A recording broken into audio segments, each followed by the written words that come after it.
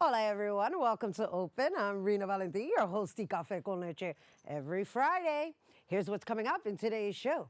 First up, the new executive director of the Bronx Council on the Arts, Jesus Lopez-Jensen, is here to share what's new at BCA.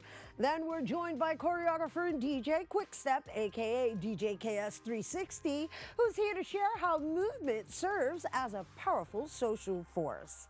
After that, filmmaker and founder of Latin horror, Edwin Pagán, is here to remind us to stay scared. And lastly, this week's Open Artist Spotlight features Danny Love Sings, so sit back y prepárate. All this and more is headed your way, because now we are officially open.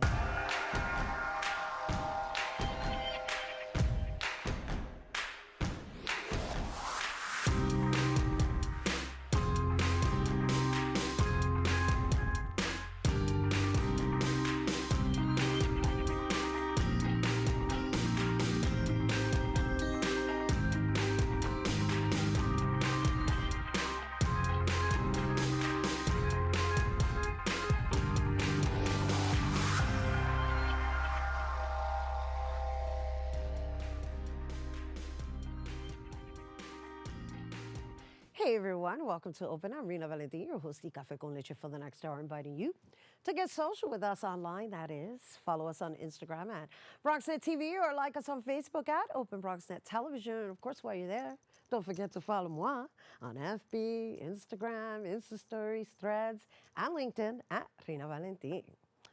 Bueno, since 1962, the Bronx Council on the Arts has been a pioneer in advocating for cultural equity by nurturing artists, art organizations, and the public through programs that build connections, provide resources, and advocate for equitable practices. And now celebrating over 60 years of service to the community, the Bronx Council on the Arts is being led by a new executive director. Here to share BCA's next chapter, we welcome the new executive director of Bronx Council on the Arts, Jesus Lopez-Jensen. Hello and welcome. Hello. Thank you for having me. Yay, Jesus! Congratulations! Thank you so much. As of November 2025. Yeah, a little over a month. A little over a month in this new seat, although you've been in preparation for it. Right. So congratulations. Thank you. And so let's just open up how the transition has been for you thus far, being in this seat for a month. Thank you for asking. So the transition has been amazing. I've been at the organization for 4 years, and it's been an interesting experience over the last month, getting to work with our staff, who have been very supportive about the transition and have been very supportive of me. I'm happy to be working with them in this new capacity. I'm also happy to be working with our board of directors in a new capacity as well. I just want folks to know that you are a BCA board member, and I'm happy to be in partnership with you and the rest of the board and to work together to bring the organization forward. We're really excited about you in this position, really. I mean, you served as our deputy director for all these years, right? Now I'm going to speak as if though I was trying to detach myself from BCA, but yeah, I'm a board member, so let's just talk. We're really excited about the fact that you've served as our deputy director for the past 4 years and have now stepped into this role of being at the helm, right? And so I just wondered, really, when I asked you that question, what that feels like to not really have anybody else to answer to. Well, it's an adjustment for sure. I've been working, before I became ED, I was working very closely with the former executive director. So it's a new experience for sure, knowing that, the buck stops with me, I need to make that decision. But again, it's a partnership as well. So I'm happy to be working with our board and seeing what opportunities there are to take the organization. As you mentioned, we're over 60 years old, how to take us into the next 60 years. Yeah, beautiful and beautifully said. And we have some wonderful programs coming up. And you did mention something that I wasn't too familiar with about the curatorial fellowship. The curatorial fellowship, yeah. So our Longwood Arts Project, we have a curatorial fellowship for the project. It's an open call through December 22nd. If you want to learn more about it, you can find it on our website at bronxarts.org. But the gist of it is that it's an opportunity for young curators to learn about how to curate exhibitions and work closely with BCA staff on bringing exhibitions together from nuts to bolts. Nice. So we're talking about people who are interested in being curators, or people who are already curators that need like refinement in curation. Yeah, absolutely. Yeah. It's all of the above. Okay. And we welcome folks to apply. The application is open through December 22nd.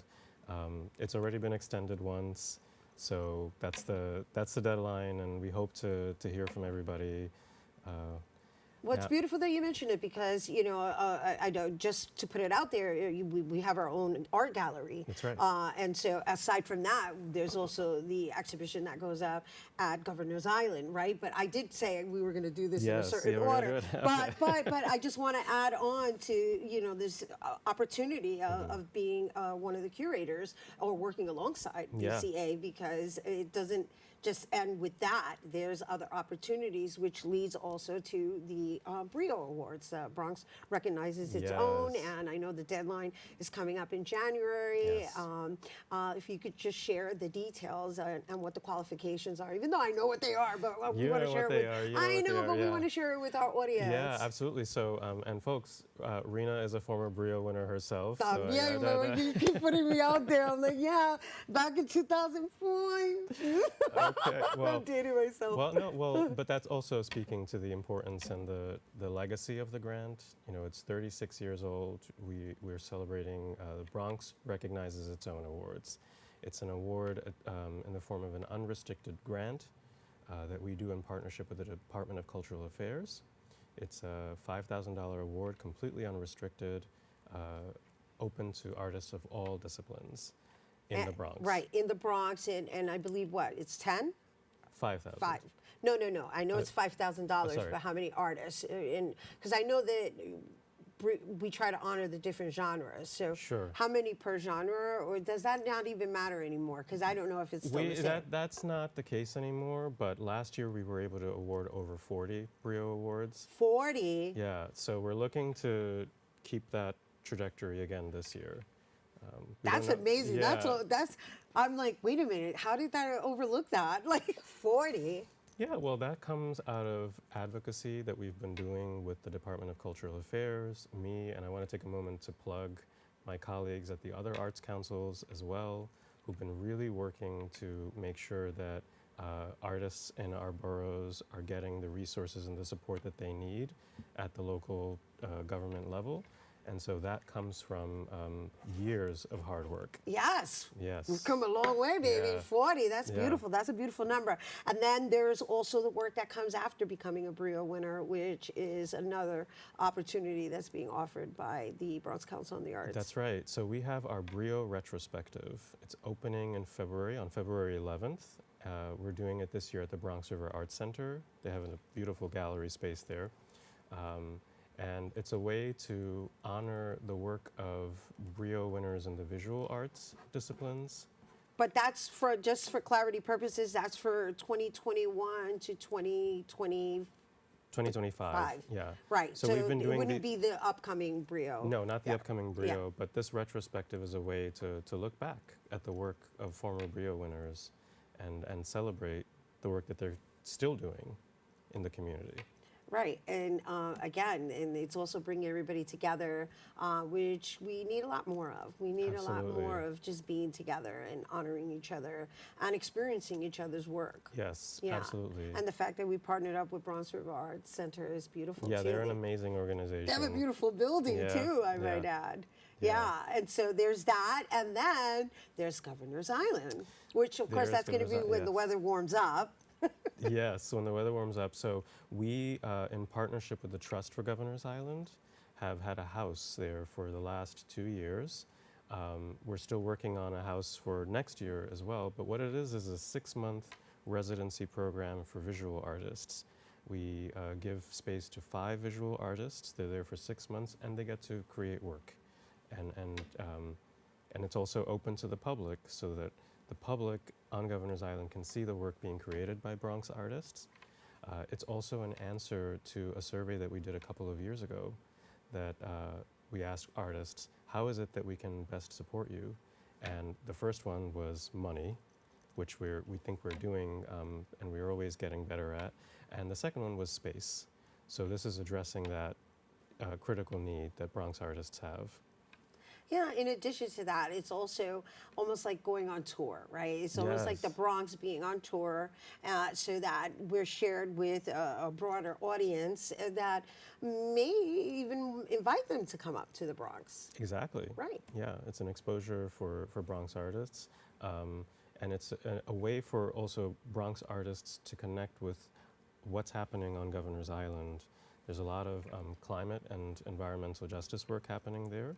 So it's really leveraging the relationships of the other organizations there. So Yeah, and Governor's Island actually is one of those places to be when the weather gets nice. Yes. Yeah, I know I was visiting there a lot, and not solely for our house, but well, because there's other art exhibits happening That's there as right. well Yeah. within the island, not just in the houses, and then there's the activities. Yeah. You know, the funky bikes that you could ride That's through. right. That's yeah, right. so it's like its own experience. So what does that residency look like in time? It usually starts in May, and then it ends in late October or early November. So it's 6 months of free studio space for the artists. And so how does one apply for that, and what are the qualifications? Well, they just have to be visual artists based in the The Bronx. Bronx, right? Typically, we give preference to artists who don't currently have studio space because we're really trying to meet a need. And the call is going to be open probably early next year. We're still working on that. Okay. But yeah, we encourage everyone to apply in the visual arts disciplines. And so just to be clear, right, it isn't just solely an exhibition. This is a workspace that they get during a certain period in which you get to travel That's right. to Governor's Island. That's right. You get to travel to Governor's Island every single day to go work in your studio, and then also have it on display for people to come because it's an open studio. Yeah. Well, I've heard some people refer to it as like a retreat or like going upstate for the day, you know, getting away and really finding this peace. And there's this nature element to Governor's Island as well, so being there in that quiet, peace and quiet to do your work. Well, just because you're wearing my girl Linda Bonilla's artwork as a Yes. pin, yes. And I remember she had a residency at Governor's Island. That's right. And I will say, in going up to visit her there, I really enjoyed taking the water taxis all the way. I mean, you have to do a transfer, but you got to transfer on the water, you know? Yeah, I know. Yeah, I mean, it's actually very easy. You take the ferry. It's the station right next to Staten Island Ferry. It's a 5-minute ferry ride from there. Right, from downtown. From But downtown. from up here, you can take That's the true. water ferry. Yeah. The water, well, I called it the water taxi, but it's actually an NYC ferry that comes, it's from up here. I do it from the east side in Okay. Manhattan, and then you could transfer to the Governor's Island ferry. Gotcha. Yeah, Gotcha. so that's what I meant by it's like, I took the water ferry down, you know, exploring New York, Yeah. a la the river. It's a great way to see the city too. Yeah, it's beautiful. It's Yeah. a great experience. And I'm just saying that I'm encouraging whomever may be curious about the actual residency that BCA is offering. Yeah. Yeah, are there any last words? Any last words? I just wanted to plug that next year marks the 45th anniversary of the Longwood Arts Project. And then in 2027, BCA is going to be celebrating 65 years. Ouch. So, Already, wow. so there's a lot to look forward to, and I have my mind on getting us to these important milestones. And we look forward to you leading us. Thank you. Yay! Thank you so much. Jesus, everyone. Jesus Lopez-Jensen, the new Bronx Council on the Arts Executive Director. And for more information on everything we just for more information on everything we just discussed, you can go to the Bronx Council on the Arts website by visiting bronxarts.org, or you can follow them on Instagram at bronxarts.org. All right, stay tuned. There's more open when we return.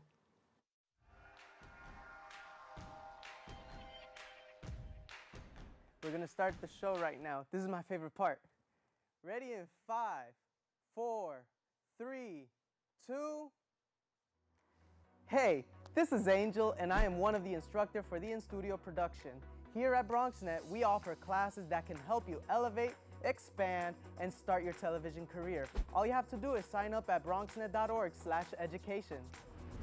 For the past 7 years, I have been in various productions, spanning from talk shows, independent films, news reports, art displays, teachings, musical performances, and many more.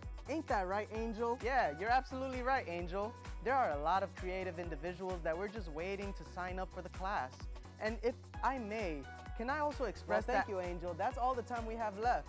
Visit bronxnet.org/education and become a producer by taking the course. The class I offer is also in English, en español y también bilingüe.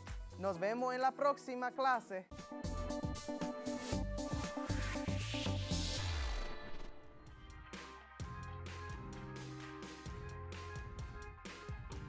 Hey everyone, welcome back to Open.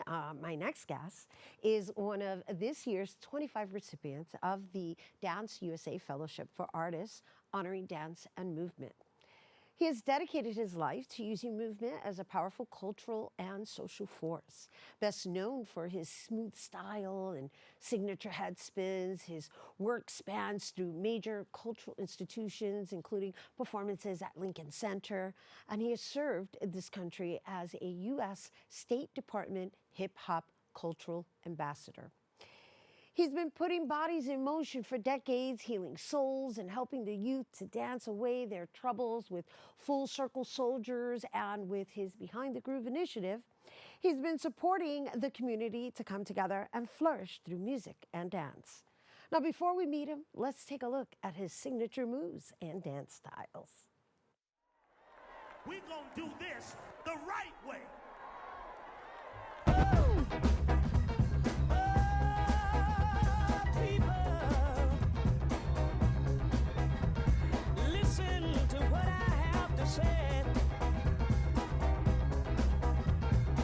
If you think your God is dead, try mine, he's still alive.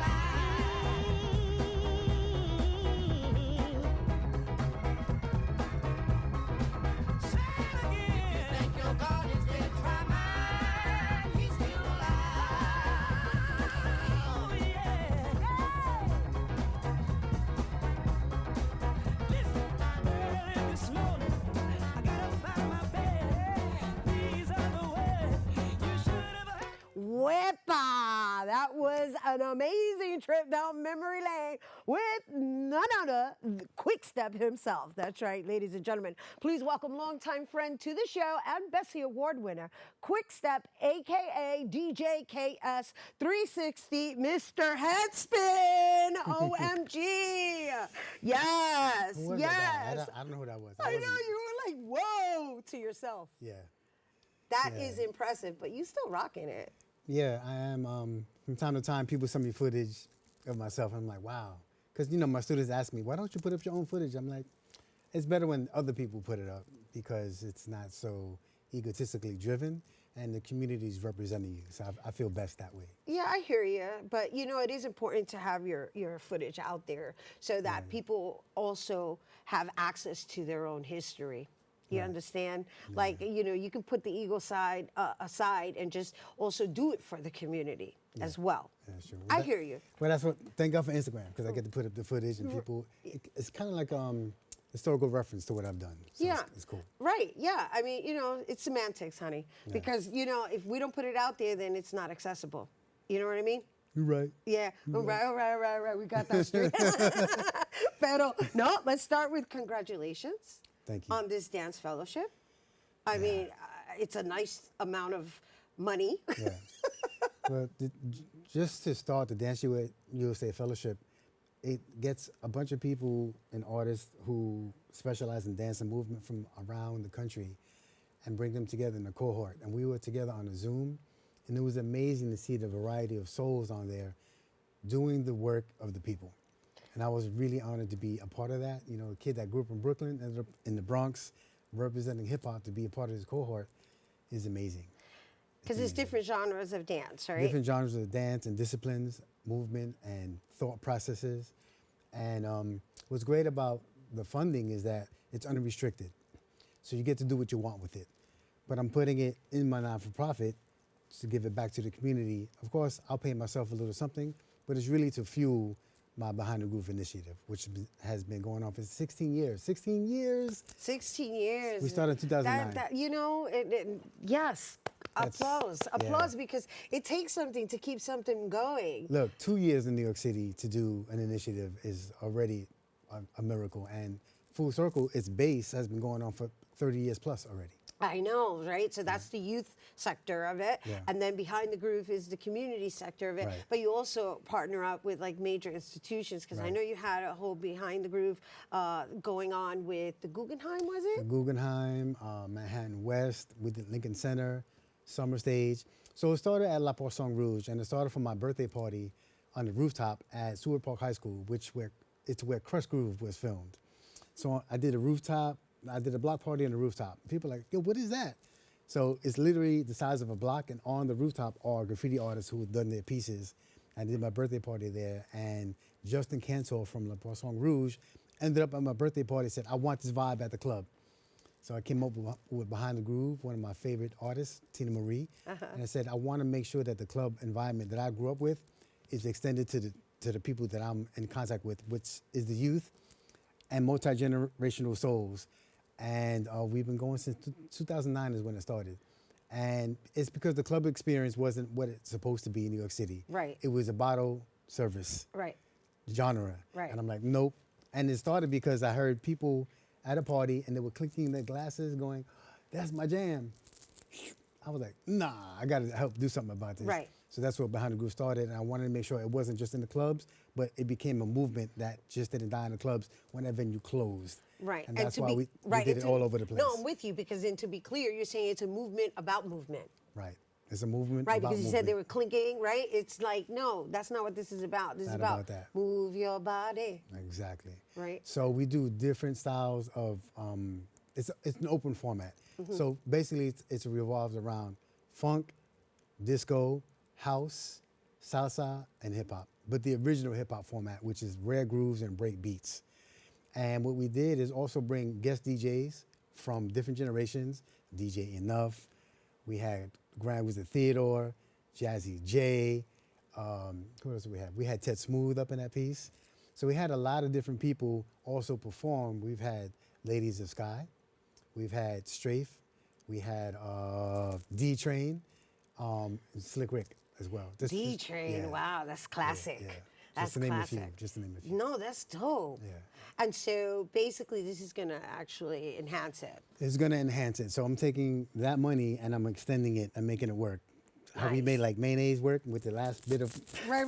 bread, making the money work. It seems like a lot of money, but you know, when you spread it throughout the year, in 2 years and 3, I get it. it's spread thin. But I'm so grateful to have it, because having, you know, some money is better than having no money. I'm Right. very, very grateful. Yeah, and you know, but here's the thing, and I want our viewers to understand like what we're talking about, right? The beauty is that you're committed to your community in this manner, and you're so committed that you're going to do it, right? And so to have somebody offer assistance, right? Because that's what we're going to refer to this as. Yes, you earned it. You were granted this. You're being honored. You're being recognized. And I also want to have a conversation about you being recognized in residing in Lenape, right? Because each honoree is being recognized through their indigenous territory. Right. So I want to talk a little bit about that. But before we even jump to that, I want our viewers to understand that what you've done is you've committed yourself and your life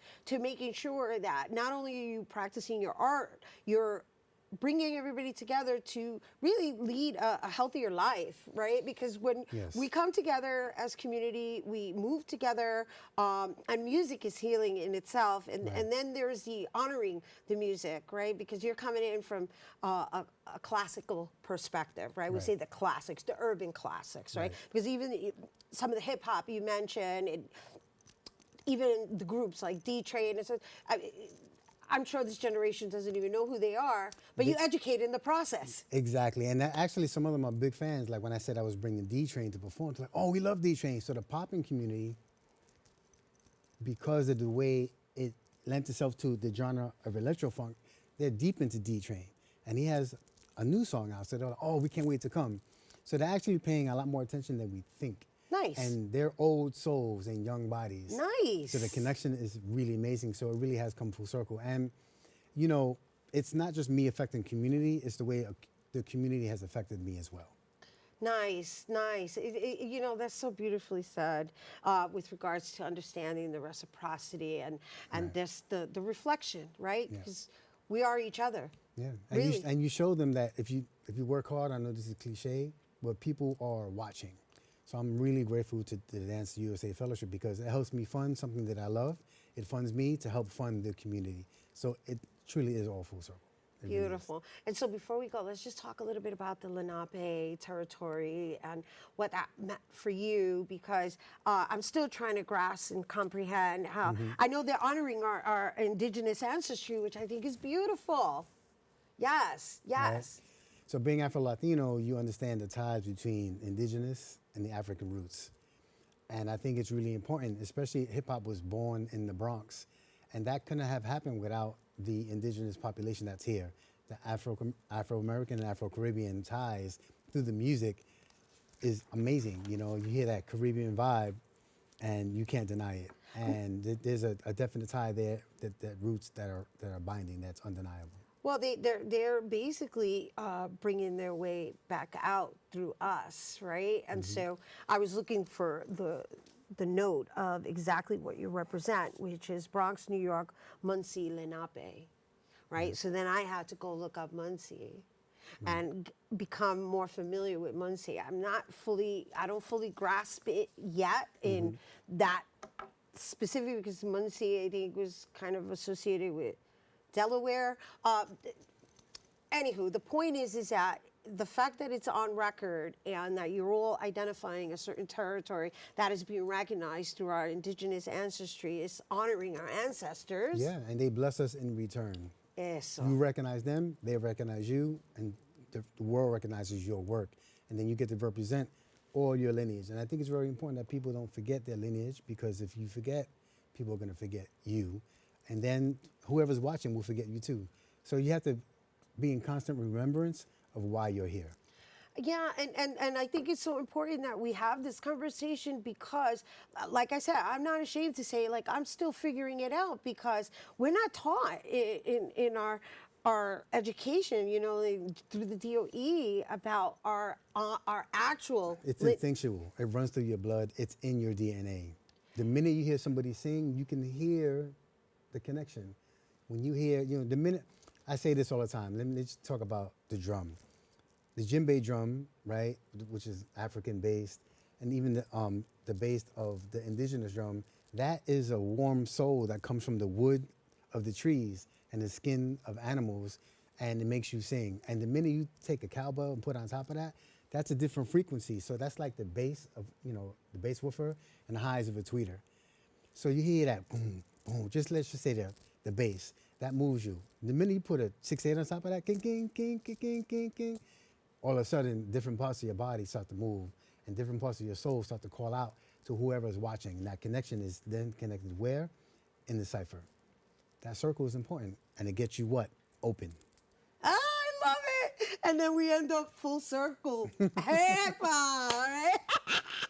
Yeah, full circle soldiers. I got to shout you out Thank you. along with my girl Rockefeller, because y'all are doing that's it. my queen. Yes. And I met her because of hip hop. Hip hop, that's, you know, hip hop is my love, but the love of my life is Rockefeller. Ay, qué lindo. How beautiful. That's my Y'all are queen doing right a there. great job Thank you. Thank you so much. representing and also passing it forward.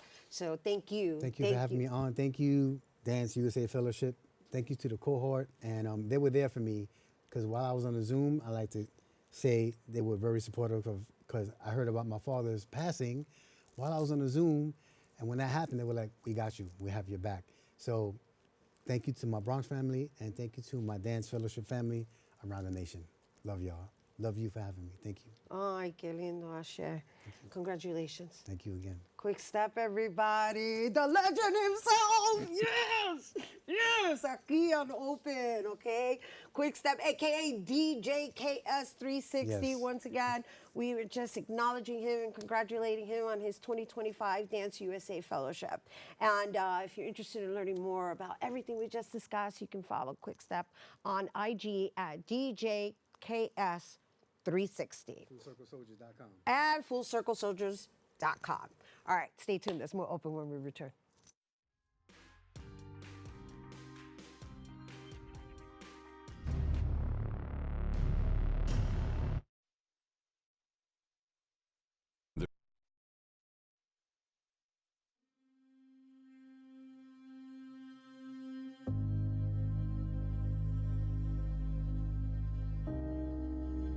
Only 57% of New York City high school students are college ready by their senior year.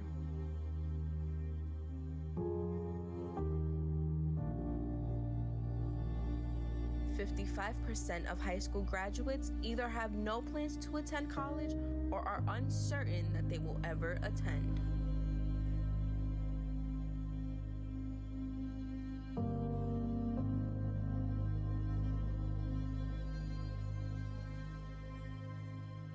"34% of young adults don't go to college because they can't afford it.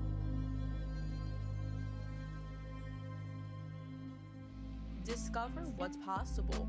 Bronxnet's education programs, internships, and opportunities help engage and inspire Bronx youth and beyond to pursue their passions. Be a part of the Bronxnet family.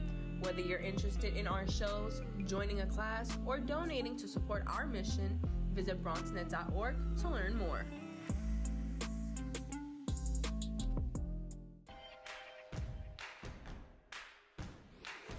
I want to welcome back to Open. So, you know, the holiday season is here, and the holidays may be, a few weeks away, but for my next guest, every day is Halloween. He's recently co-curated one of the most ghastly exhibitions the Bronx Historical Society has ever seen. And this delightfully ghoulish exhibition, Stay Scared is called, is a multimedia tribute to the life and work of Bronx native and the father of the zombie, George A. Romero. Before we meet our guests, let's take a look at the Stay Scared promo.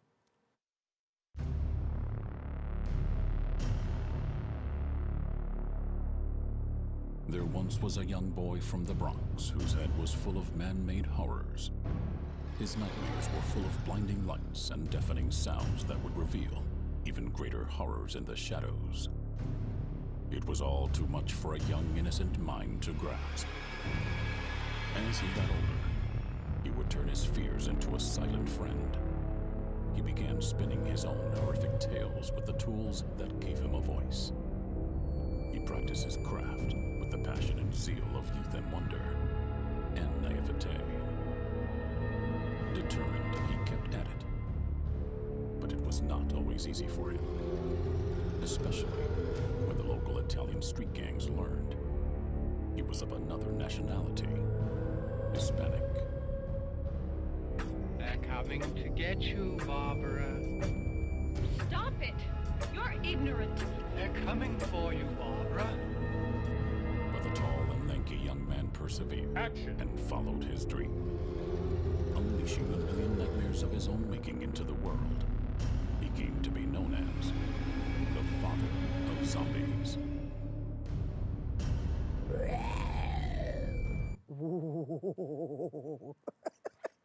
We're a little out of season, right, mi gente? That was a taste of what you should know about the George A. Romero Stay Scared exhibition, currently on display until June 2026. That also includes Rare, personal, and behind-the-scenes photographs, yearbooks, comic books, movie posters, props, and other memorabilia. And here to share more, we welcome co-curator of the Stay Scared exhibition and founder of Latin Horror, Mr. There Will Be Sangre himself, Edwin Pagán. Hello and welcome, Edwin. Great to be here again. Oh, we love having you on. We've been doing this for a minute. Yeah, that's an understatement, a minute. That's right. It's actually 19 years, Yeah. to be exact. That's right. That's right. Yeah, and I have you on out of season. Normally I have you on during the Halloween season. I think we were both a little too busy during that period. Yeah, but this is still in effect, and it's current on display until June, so we're good, but it's just interesting to kind of take our viewers on this trip into, the zombie land while we're in the middle of, 'tis the season. Right. Yeah, we got to push Mariah back in the box for a little while. She only got to come to life in December, right? That's right. We should make her a zombie, right? We should make Mariah a zombie. Pretty soon. That's a good idea, actually. That's right. Yeah. So, Edwin, we could keep going. But that was a really beautiful promo that we just shared. Thank you. On your behalf. You want to share a little bit about that? Yeah, it was done by Miguel Hernandez, who's a Bronx Emmy Award winning animator. And I met him when we were working on the Evelina play at Ostos, and we hired him to do a piece for that. And when we were talking about this, I pitched the idea to Dr. Stephen Payne, who's the executive director of the Bronx County Historical Society. He's the co-curator, and he loved the idea. I wrote the script, and the promo, as you see it, is a third of the piece. But we used the first third, where he leads up to yelling cut on Night of the Living Dead in this piece, but there's 3 other components that will form a full short that we'll put out to film festivals. But we thought that the first third was good as a promo. And this coming week, we're going to finish the sound mix and then put it out over the holidays to start promoting. All right, so we aired it first. That's right. It's an exclusive first. You've seen it here first on, Yay, on thank Open. you. All right, we love that. Thank you, Edwin. Yep. All right, you heard that, people? That was an exclusive for you here on Open Friday. That's right. All right, so just because I want our viewers to be clear about what they have to, what's being offered and what they have as optional experiences, because I kind of generalized by saying, I generalized the exhibition as being on display until June 2026. However, it already had a few openings and different experiences. Before we go into all of that, let's share a little background on George A. Romero and why this has all been curated around him here in the Bronx. Well, George Romero was born in the Bronx, in the Parkchester section of the South Bronx. He was born of Cuban and Spanish and Lithuanian parents, so he's Cubano, Bronx native, and he basically got his inkling for the creative arts here in the Bronx. He had an uncle who was very much in his corner and sort of steered him that way. And, there's a famous trivia that when he was creating one of his early films, he lit a dummy off the roof, threw it off as he saw in the narration, and was arrested by the security from the projects, the establishment. And, and then he went to a school in Pittsburgh where he really got connected with the creative arts and people there. He formed a group. But he's, the genesis of if it wasn't for him being born in the Bronx and sort of some of the trauma that he experienced in the Bronx during those days with gangs who thought he was Italian, and when they found out he was Hispanic, then would chase him around. He also started in a small group that taught filmmaking in the Bronx in those days, got the bug for it. So the whole notion of the zombies going around the world started basically from someone born in the Bronx. So, Night of the Living Zombies. Night of the Living Dead. Night of the Living Dead. Perdón. Yeah. But he's the father of the zombies. That's correct. That's what I meant. That's what I meant. That's Yeah, and so I think it's amazing that I want to see. I just love your intentionality behind the projects that you choose, right? Yeah. And because this is your genre, because you're Mr. There Will Be Sangre, and Latin horror is your thing, and it's been your thing, and we've highlighted That's right. here. To have an exhibition of this magnitude on display for almost a year, right? Because it's going into June 2026, and then to have, what is it, the University of Pittsburgh. Pittsburgh Yeah, they're a participate, right? Because they have his archive. The George Romero archives are there as part of the horror studies division at the university. And so they're part of it, and then there's the Bronx County Historical Society. Bronx Music Heritage Center, and Right. Bronx Music Hall. Right. We have the Animators Company. We have the Bronx Halloween Parade partnered with us, gave us a float. Right. And you were part That of us. I was on, yes. You were with us. And a slew of organizations that have rolled up their sleeves and basically said, we're on board. The primary one was the George Romero Foundation. His wife heads that, and when we reached out to her, she loved the idea. And then through her, it opened up all the other partners because they knew it was coming from the top source. Right. And so, for clarity purposes, there's already been some functions, and because we mentioned all these different institutions, it's kind of one of those things where you have tours, you have screenings, Right. and then there's the actual exhibition itself. So walk us through that, because I know we already missed a few. Yes, But there's yes. going to be more throughout the year. That's right. Well, it's three. It's one hero, one legend, and three venues. Got it. And so the primary exhibition place is the Museum of Bronx History. And so there you have the ephemera of his life as a child, which not many people have ever covered. They always do the man and the myth and not necessarily who he was. And so when you go to the Museum of Bronx History, you have his childhood, his upbringing, what informed him, what sort of turned him into a horror fiend, so to speak. Look at you. You say that with such excitement. You're like a horror fiend. Because I'm part of that club. Yeah, I know. And so it takes it up to the point where he did his first seminal film, Night of the Living Dead. And then you take it over to Poe Cottage, which we have the whole second floor, and that takes the work after that. So Creep Show, Day of the Dead, et cetera, but also stuff that he worked on that most people don't know. He was also very big into science fiction.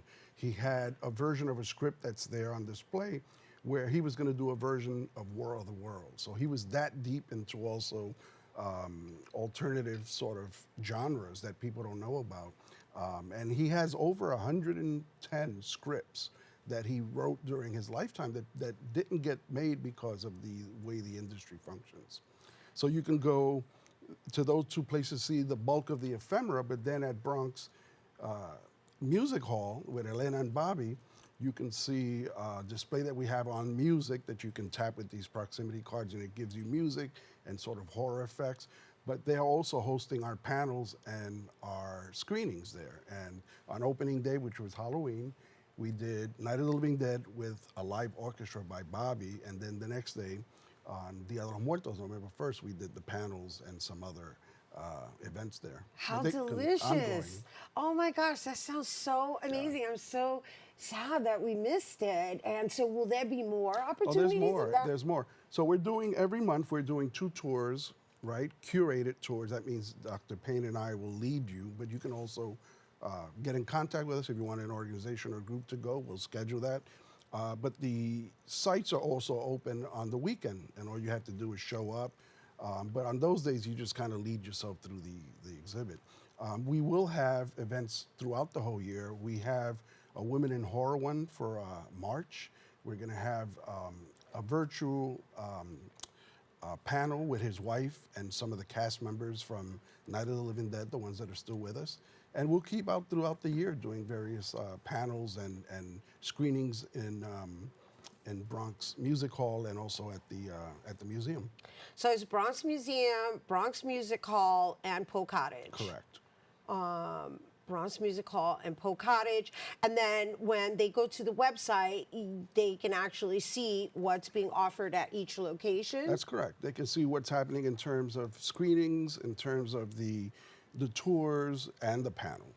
And then they can also order their customized tour. Yeah, they want to come down. Dr. Payne and I will take us there. We just did one for the Van Cortlandt House Museum staff. And it was fun because of people that we know from other endeavors, and it was nice just to give them a private screening and tour and, you know, and have questions from people that also saw it from a curatorial point of view, because they also do a lot of programming showing the history of the Bronx. Lovely. And then, of course, you offer the historical context That's right. around it. That's Beautiful. right. Thank you for bringing it here to us, Edwin. Thank you for having me once again. Yeah, always, always, always. Everyone, Edwin Pagán, co-curator of the Stay Scared exhibition and founder of Latin Horror. Once again, the George A. Romero Stay Scared exhibition is on display until June 2026. And if you're interested in scheduling a tour and or you're interested in learning about all of the different venues we just discussed, which is the Bronx Music Hall, the Bronx Museum, as well as Poe Cottage, you can go to their website for the available times and also to schedule your own private tour by going to StayScaredExhibit.com. StayScaredExhibit.com. All right, stay tuned. There's more open when we return.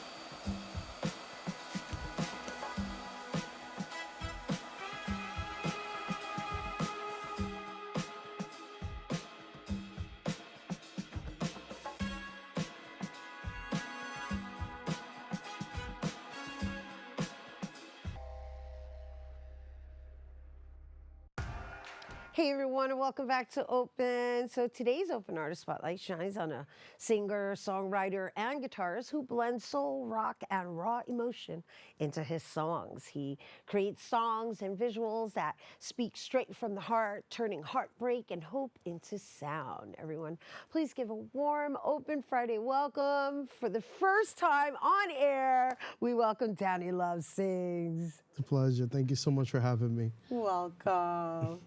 Yeah, I say it in this manner because you reached out to me personally. Yes, ma'am. And we made this happen. And here you are. And this is your first time ever being on air. Yes. Well, it's my first time here in the studio. But you did interview me before when it was on the COVID season. And we were on air. And you guys would do your own video and you would send it to us and we would air it. Oh my gosh. That brings tears to my eyes because it was such a sentimental moment. Not only for me, for you, and I say you guys as artists, because you were all struggling with not having audiences, right? Because that's part of your work. And it was such a treat for us and such a delight that you all trusted us enough to do your own video recording. Of course. And for it to be inserted into our show. as we did virtual interviews. No, of course, it was such a pleasure as well. Like the whole process was beautiful. You guys made it so seamless and so easy. So it was really cool. It was really awesome. So yeah. So thank you for bringing that up. That almost slipped my mind. And now here's your first time in studio. Yes, ma'am. So welcome. Thank you, and thank you. welcome like, meeting you in person as well. Thank you so much. All right, so I had to take that in a moment because I'm still, that whole time, it was very, I want to say eye-opening to our community and how much we need each other, Yes, right? And as you yes. notice, a lot of today's discussion was based on coming together and being with each other. And so, what has it been for you now being in studio and then meeting all these other artists and arts organizations? It's been a pleasure. I mean, Jesus, he's such a delight, especially when he interviewed DJ. Oh man, I'm so like really honored to meet all these figures of culture, and I'm just really excited to be here. It's really a pleasure. And we're excited to have you and to share your work. And now let's talk a little bit about your journey and even your artist name, Danny Love Sings. Yeah. That funny story. Danny Love was the first name. Then I looked at Facebook and I realized that there's like 15,000 Danny Loves out there. So, you know what? Let me just add Sings to the end. And I was like, all right, no problem.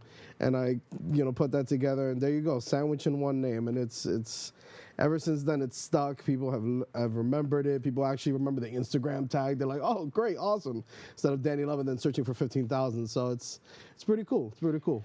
Well, it's an affirmation as well. Well, yes. Right? And so every time somebody says it, they're affirming. Danny Love Sings.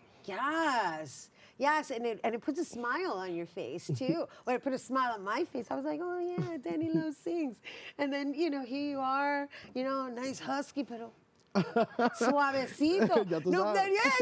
Pero bien suavecito, like, gentle. I try. Yeah, I can't wait to hear what you're going to share with us today. So basically, you've been writing music, and we'd like to know like what your influences have been, because you've created almost like your own fusion. Yes. So grunge soul, which I don't want to say I necessarily created it, but I've heard it before, and I was like, yeah, I got to make this my own. But grunge soul comes from a number of influences. The Foo Fighters. Foo Fighters is a top major influence for me. Dave Grohl has been an excellent songwriter, an excellent music maker, and he's just like put music out there that has inspired me and has really just cultivated what I do. And also Alan Stone, which is a little newer in terms of music. He's also really good when it comes to neo soul. John Mayer, when it comes to my guitar skills, is another one that I just absolutely adore. And those are kind of three top influences. I have a few more, but yeah. And what about the stories you write about? So the Shawshank Effect. I was like, Shawshank Effect. All I know about Shawshank is the film. Shawshank Redemption. Yeah, which obviously has a lot of influence over the song, and you'll see in the song, you'll hear in the song. It's just a affirmation not to give up, no matter what happens, no matter what goes on in life. And it's just one of those beautiful things where, like, I saw the film and I was like, oh yeah, there has to be a after soundtrack for this. I know it's not necessarily there, but I would love to make my own out of this film. So, yeah. Okay, and I understand you brought somebody to accompany you. Of so course. Set it up, because we're going to go to break and then we're going to present it for our viewers. Don't even worry about it. So David Perez is my producer and one of my bestest friends. And bestest, that's a word. And he's also a brilliant musician. And I just want to shout him out. I want to shout out the EP, My Kind of Love, and the new single, The Shawshank Effect, which is available on all streaming platforms. And I hope you guys can enjoy. I hope you guys can really just vibe with the music and with the opportunity that was created here. So, yeah. Awesome. We're looking forward to it. All right, you guys don't go anywhere, because when we return, Danny Love Sings along with his bestest friend, David Perez, are going to perform The Shawshank Effect. Don't go anywhere. Hey everyone, and welcome back to Open, here now to perform the Shawshank Effect. And let's give it up for Danny Love Sings and guitarist David Perez.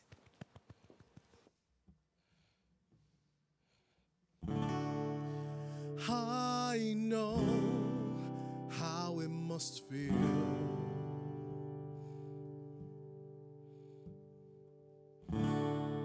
the constant yearning of an endless will.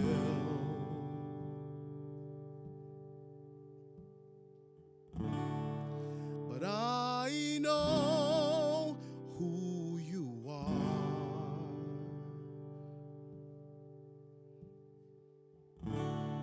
Your strength in time will cut through stone. Don't you dare give up. Don't you dare give in. Little by little, the bricks will thin. You don't have to talk. You don't have to feel. When one spoon breaks, another will appear. No, no, no.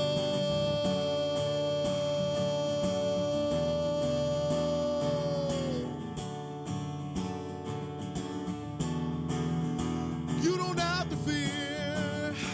You don't have to fear. No, no, no, no, no, no, no, no, no, no, no. Guess what now? The things they said about you, all the lies, is the ignition you'll need to get out and fly. Get out of there, get out of there, get out of there, get out of there, get out of there, get out of there, get out of there, get out of there, get out of there.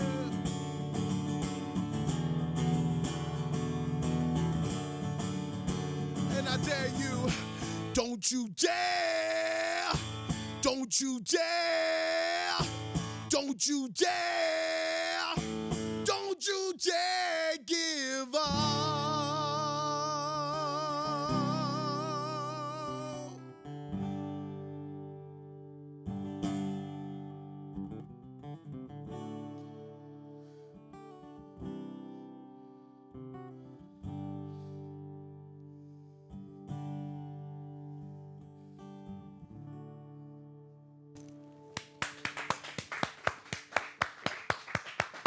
Yay!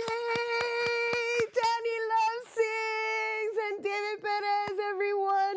The Shawshank Effect. Don't you dare give up and don't you dare give in.